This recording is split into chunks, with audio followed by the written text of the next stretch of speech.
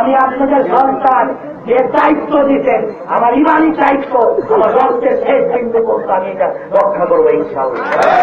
এবং ফজলপুর বাংলার সর্বপ্রথম এই ফরিদপুরের মধ্যে আগামীকে ইনশাআল্লাহ যদি সন্তানের মতন দোয়া করে থাকেন আর ভালোবাসা থাকেন, কথা দিয়ে যাচ্ছি ফরিদপুরের মডেল উপজেলা আমরা করে দেবো। আপনারা দোয়া করবেন যে দায়িত্ব দিচ্ছেন সেই দায়িত্ব পালন করতে পারি এবং কোনো ভয় পাবেন না, কারো ধমকে কোনো ভয় পাবেন না। আপনাদের একটা ঘটনা হওয়ার আগে লিখন চৌধুরীর রক্ত যাবে। আবার ওনাদের বোঝা উচিত আপনাদের এখানে বিদ্যুৎ হয়েছে, রাস্তাও একসময় হবে, কার্পেটিংও একসময় আমি করব, আপনাদের মসজিদ মন্দিরের উন্নয়ন করব, তারপরে বাকি শেষে একটা উন্নয়ন করব। এইটাই ফজলপুরের একটা পরিবারের দরকার। সেটা কি এইখানে কপিলে রাখতে হবে, কারণ এত উন্নয়ন করার পর পাগল যদি ঘুরে বেড়ায় তত মানুষের করতে হবে না।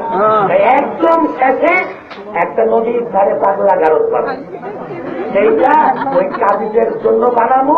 ওই কাজীরা আমার মরহুম পিতাকে নিয়ে কথা বলতে জবান দিলাম আপনাদের, যদি হায়াতের থাকি ওই কাজীদের বিয়ার কাজী বানায় ফেলে।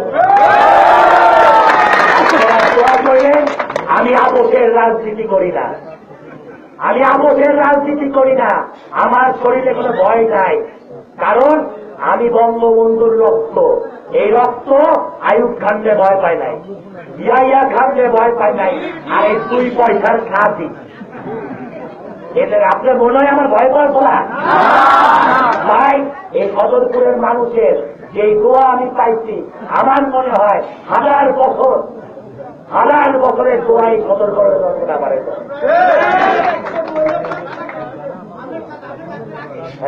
আমি আগেই থাকবো।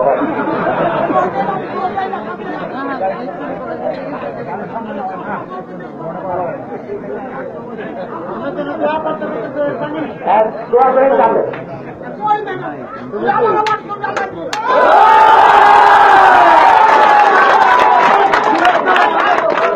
আপনারা দোয়া করবেন, আপনারা দোয়া করবেন, আপনারা দোয়া করবেন যে দায়িত্ব দিচ্ছেন। আমি খালি আশা করি আজকে আপনারা প্রত্যেকে একটা করে নির্বাচন চলবে। এই মাটির ইজ্জত আপনাদের রক্ষা করতে হবে, এই মাটির সম্মান আপনাদের রাখতে হবে।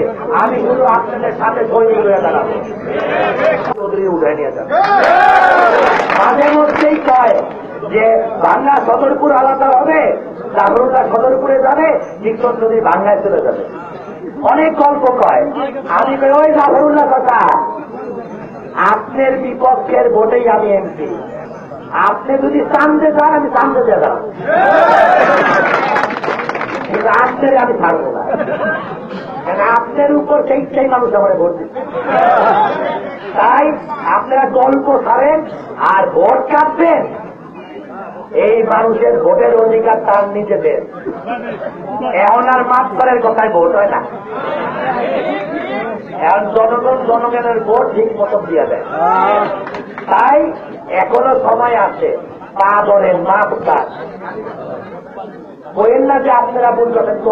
কারণ আমরা যারা মঞ্চে বক্তব্য দেই তাদের মধ্যে মানুষ মনে করে কি আপনি মনে হয় সব বোকা, আর আমি উঠায় দাঁড়ায় আছি আমি একাই চালা।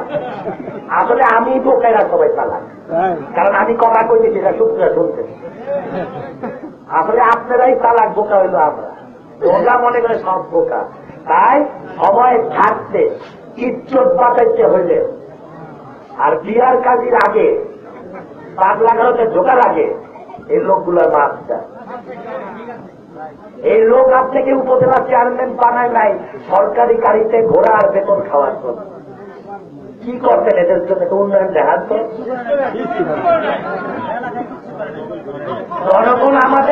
জনগণ নিশ্চয় করলে ভোট দেয় নাই যে সংসদের ঠান্ডা বাতাস খাওয়ার জন্য, জনগণ দিতে তাদের সেবা করার জন্য। আর জনগণ যেদিন দেবেন না ওই সরকারি গাড়িও থাকবো না। তাই জনগণের পা ধরেন, জনগণই সকল ক্ষমতার উৎস। তাই এই বৃষ্টির মধ্যে আপনারা যারা আসছেন, মা চাষিরা, মুরব্বীরা, আমার বন্ধুরা, আমি আবারও আপনাদের কাছে আশা রাখছি যে এই আন্দোলনে আমরা নামছি, এই আন্দোলনে এই সদরপুরের প্রত্যেকটা মানুষকে আমি একটা করে নিক্ষণ চৌধুরী দেখতে চাই। সবাই আপনারা আমার মতন নিক্ষণ চৌধুরী হইয়া এই সদরপুরের সম্মানটাকে যেন আর কেউ ছিনায় না নিতে পারে, সদরপুরের এই ইজ্জত আর কেউ যেন ছিনায় না নিতে পারে, সদরপুরের এই উন্নয়ন আর যেন কেউ বন্ধ না করতে পারে। তাই সবাই আছেন, আমরা শপথ করি যে সদরপুরের মাটি আমরা এই সদরপুরে বাংলাদেশের মধ্যে মডেল উপজেলা আমরা করে দেব।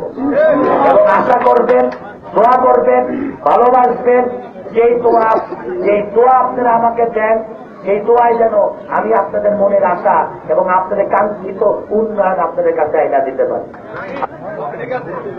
এইটা যে নদী কাজী বাড়ি বানাতে ধরতে বাড়ি ধরতে, যাই হোক দোয়া করবেন। আর আরেকটা কথা মনে রাখবেন, যখন কবিকাজি কবে যে নিক্সন তুই মেহমান, তখন আপনারা কাঁদিতেন ঘরটাই কোনটা।